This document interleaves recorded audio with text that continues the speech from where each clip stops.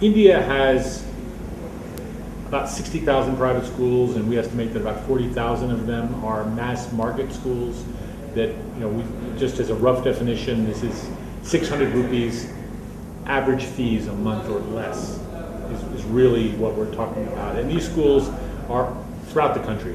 All the major metros, tier 2, tier 3 cities, there are lots of private schools in rural areas. And these schools are almost completely unbanked. Nevertheless, some of them are very, very good, and they have, they're really small and medium enterprises. They have, many of them have between 1 and 2,000 students.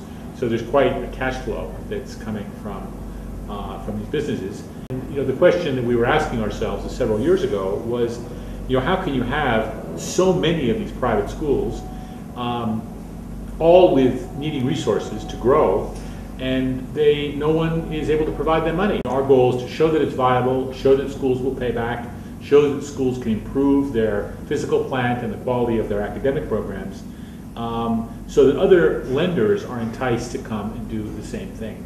We started lending in January of this year, and we'll finish October with about 140 schools financed, or we've committed finance to 140 schools, which is a lot in that amount of time. We're opening up a second branch in Bangalore in December, and then 2 additional branches in Pune and Chennai in the first half of 2010. So we expect to end 2010 with around 1,000 schools having received finance from us. One lesson we're trying to, I guess, grab inspiration from microfinance is that we need to find a shortcut for identifying what the best borrowers look like, right? Because there are no financials, numbers are basically off the table. There's nothing you're going to look at that's at all reliable. So you're really talking about qualitative factors, right? So as we analyze our existing portfolio and the habits and characteristics of the schools that we've already led to, we're realizing, we're beginning to see a few of the sort of green flags and red flags that can tell us whether or not a borrower makes sense. So for example, schools run by women are uniformly well-run, buttoned up, responsible financially in the way they plan, and also tend to have higher academic standards. And parents keep their kids in the school. Schools that are where the owners own the premises are better schools. If the student-teacher ratio is 35:1 or better, the schools are stronger because the school's not trying to squeeze liquidity out of every last teacher. And so there are a number of signals like that that are beginning to tell us, or sort of leading indicators that are helping us understand who would make a good borrower and who wouldn't. And this is important to us because our strategic goal is to identify the 10 or 15% of the private school owners who have a combination of business skill to run a school effectively, as well as strong academic results. And those are the ones that we want to keep investing in.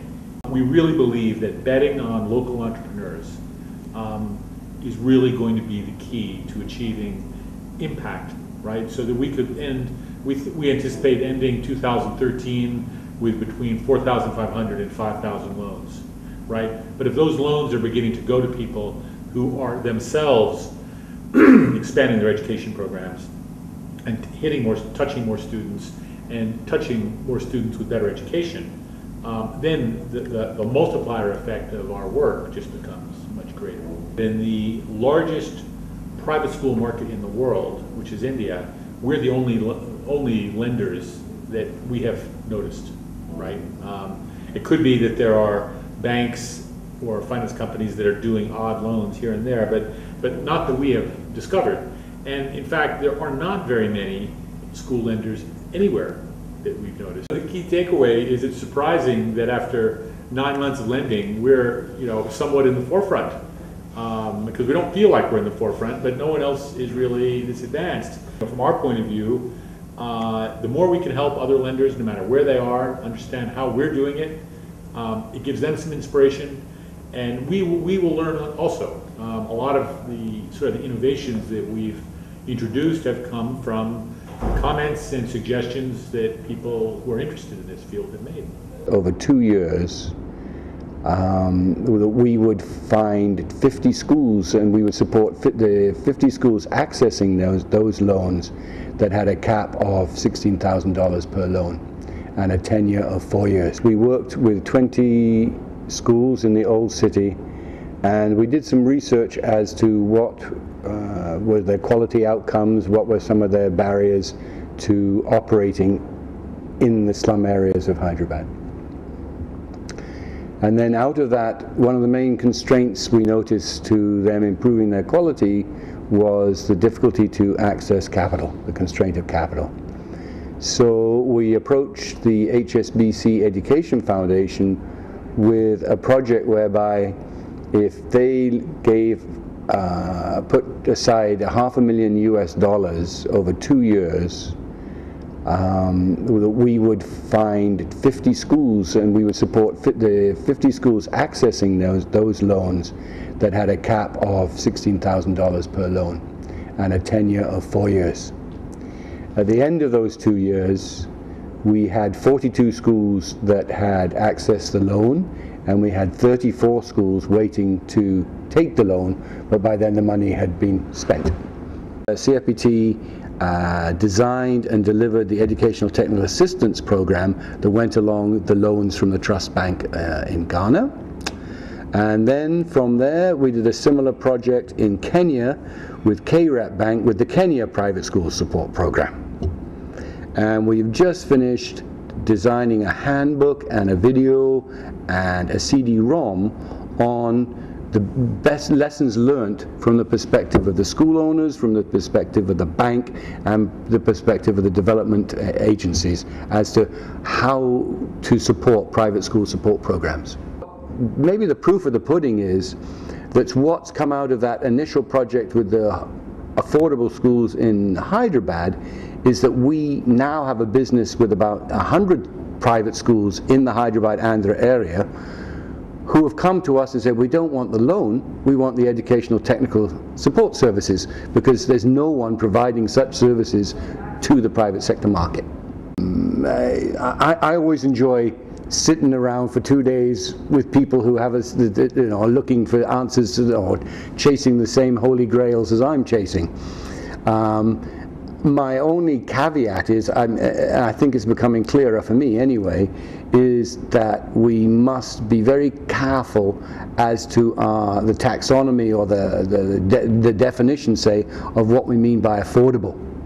Because in this audience you can sense that there's what's affordable to you isn't necessarily affordable to me, and vice versa. Let's be really clear about what we mean by affordable, and it's very difficult because your response to your answer to that question will determine how you set out to provide the loans and or provide the technical support services, because there are different SWATs for both types of schools. We've still got a long way to go, and we've particularly, I think we've still got a long way, and I think we have two sets of heads trying to come to solutions. On the one hand there's the investment head, the financials, and on the other hand they're the educational heads. And we need more generalists who both understand both sides of that coin. And right now, otherwise we're going to be in danger of providing solutions for either one or the other, but there's not an integrated solution that's actually is what's required for both those higher end affordable schools and those lower end affordable schools. And secondly, probably the business model that's going to work going forward is maybe a Robin Hood strategy, where you take from the have schools and you use that to subsidize how you support or how you take a higher risk profile on the less rich schools.